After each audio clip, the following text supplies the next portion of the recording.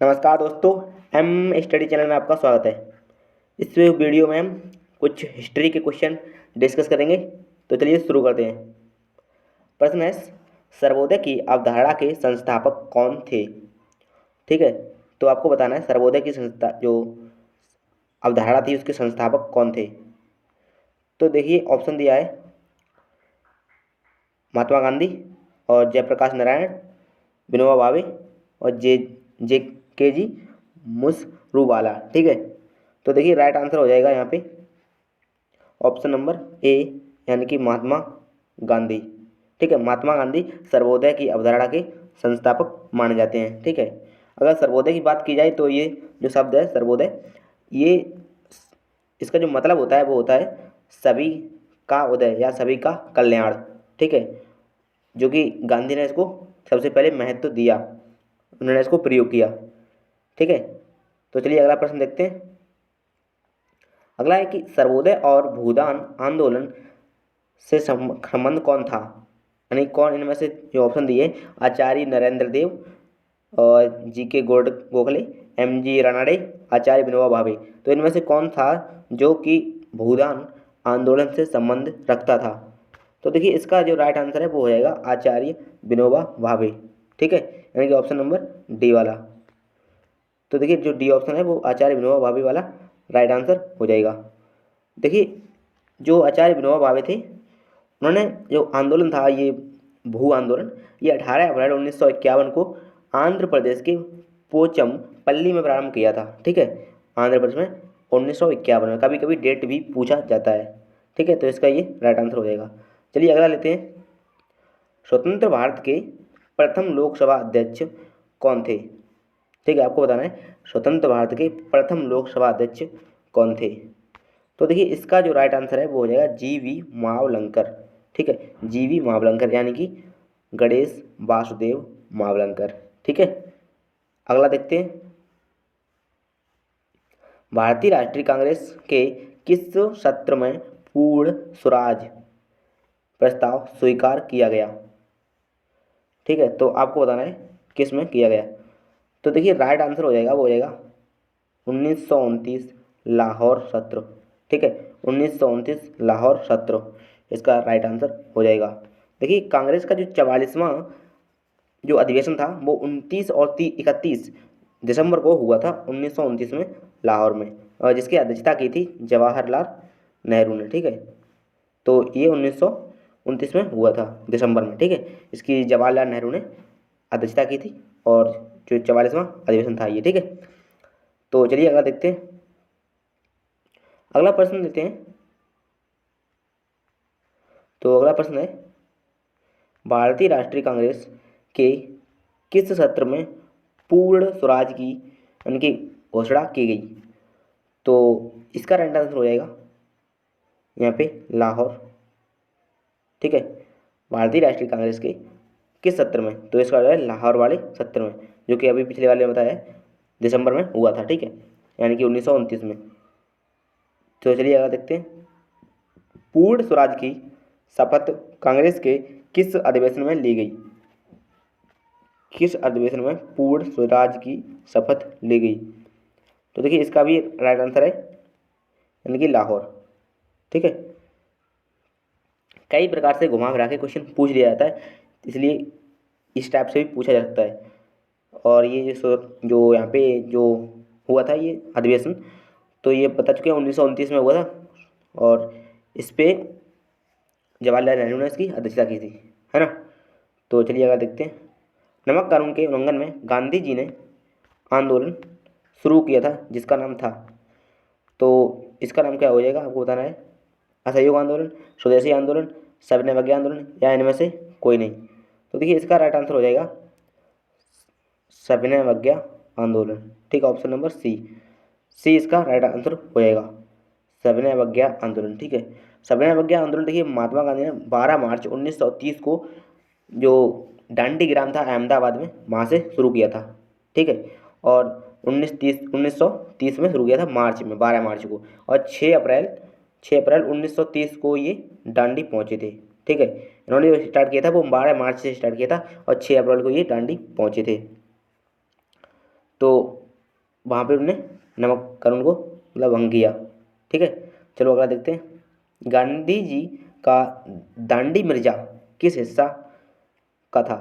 गांधी का जो दांडी मिर्जा, मतलब जो यहाँ पे थोड़ा सा मिस्टेक हो गया, मिर्जा नहीं, यहाँ पे मार्च होगा। ठीक है, यहाँ पे गांधी जी का दांडी जो मार्च था वो किसका हिस्सा था? ठीक है, यहाँ पे मार्च कर लीजिएगा आप, यहाँ पे इसका मतलब दांडी मार्च। ठीक है, थोड़ा सा प्रिंट हो गया है मिस्टेक। तो दांडी मार्च किसका हिस्सा था? लाइक स्वशासन संघ का, या फिर असहयोग आंदोलन का, या फिर भारत छोड़ो आंदोलन का? तो इसका राइट आंसर हो जाएगा सविनय अवज्ञा आंदोलन का। सविनय अवज्ञा आंदोलन से जुड़ा हुआ था गान जो दांडी मार्च था वो देखिए, जो कि अभी 1930 में पहुंचे थे वहाँ पे। 1930 यानी कि 1906 अप्रैल 1930 को पहुंचे थे ना गांधी जी, जो दांडी यात्रा करी थी ना, तो वो इससे सविनय अवज्ञा आंदोलन से ही संबंधित था। तो अगला देखते हैं। नमक सत्याग्रह में किस सन में शुरू किया? नमक सत्याग्रह किस सन में शुरू हुआ था? तो ये इसका राइट आंसर हो जाएगा 1900 यानी कि 30, है ना, यानी कि ए ऑप्शन, नमक सत्याग्रह 1930 में आरंभ हुआ था। अगला देखते हैं। अगला है महात्मा गांधी द्वारा सविनय अवज्ञा आंदोलन किस वर्ष शुरू किया गया? तो सविनय अवज्ञा आंदोलन, तो गांधी जो जो उसका जो दांडी वाला मार्च था वो इसी में शुरू हुआ था ना, इसी के साथ। तो इसका राइट आंसर हो जाएगा 1930। ठीक है, 1930 राइट आंसर हो जाएगा। अगला देखते हैं।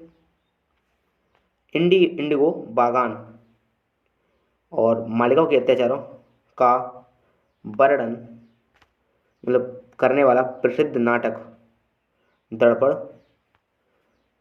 किसने लिखा? तो ये आपको बताना है। ठीक है, प्रेमचंद, या फिर बंकिम चंद्र चटर्जी, दीनबंधु मित्र, या फिर सुब्रमण्यम भारती? तो देखिए इसका राइट आंसर हो जाएगा दीनबंधु मित्र।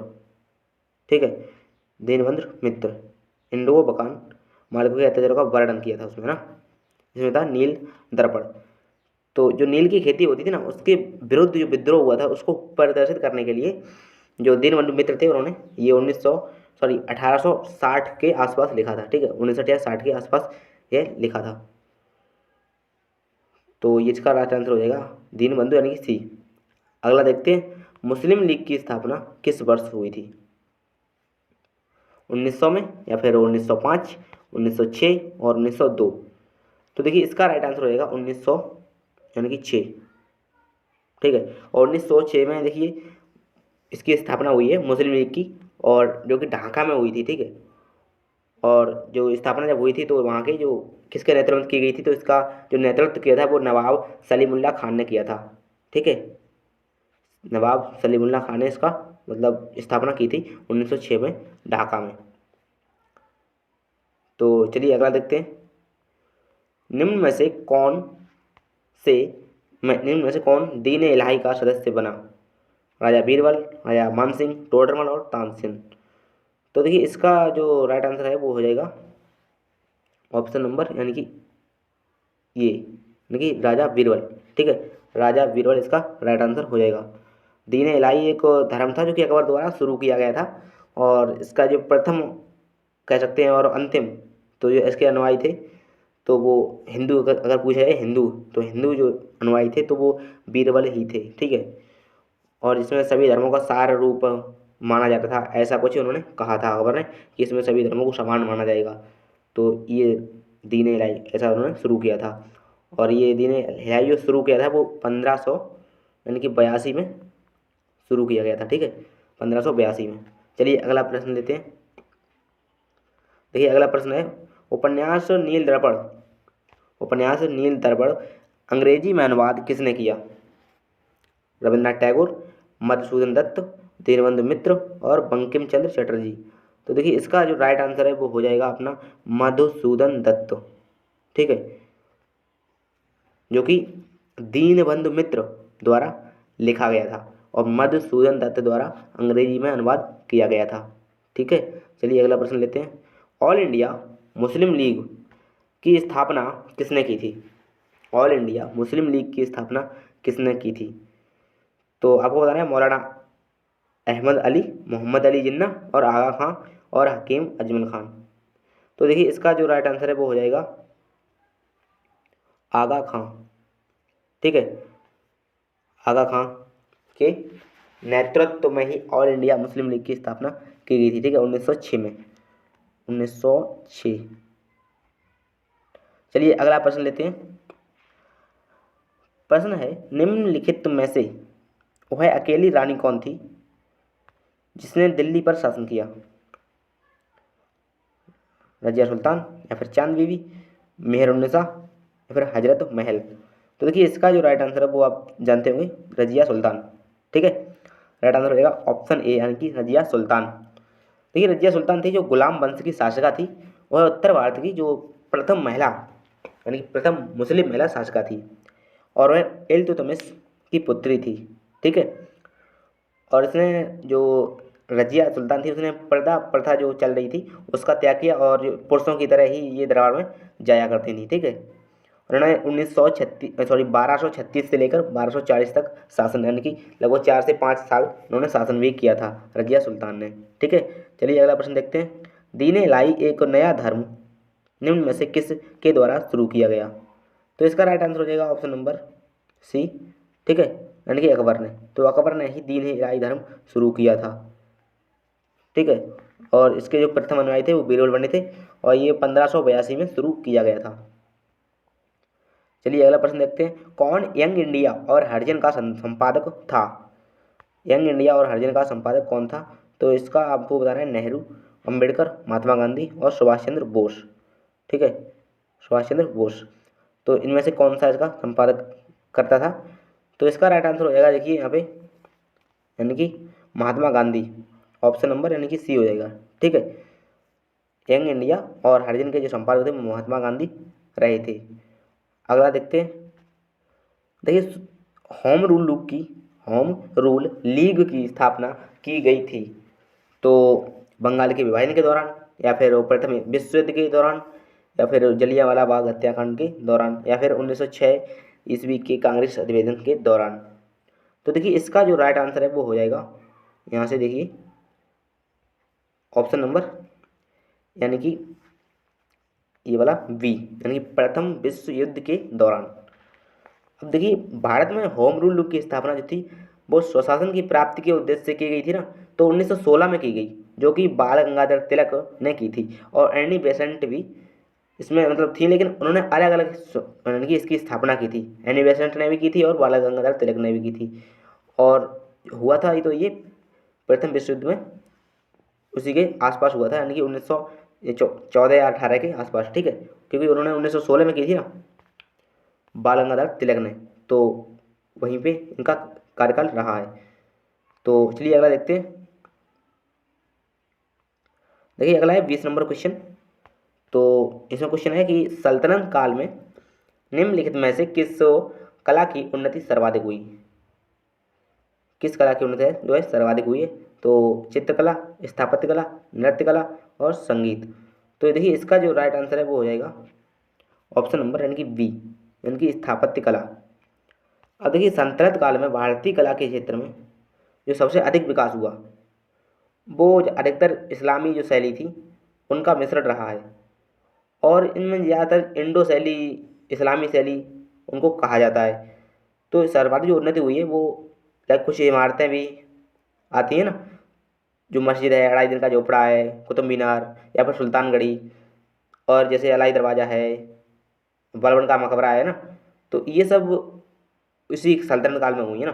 तो सर्वाधिक विकास स्थापत्य कला का हुआ है। ठीक है, सल्तनत काल में हुआ है। तो इस वीडियो में इतना ही। वीडियो पूरा देखने के लिए आपका बहुत बहुत धन्यवाद। चैनल को सब्सक्राइब करें और शेयर भी करें। मिलते हैं अगले वीडियो में, तब तक के लिए नमस्कार।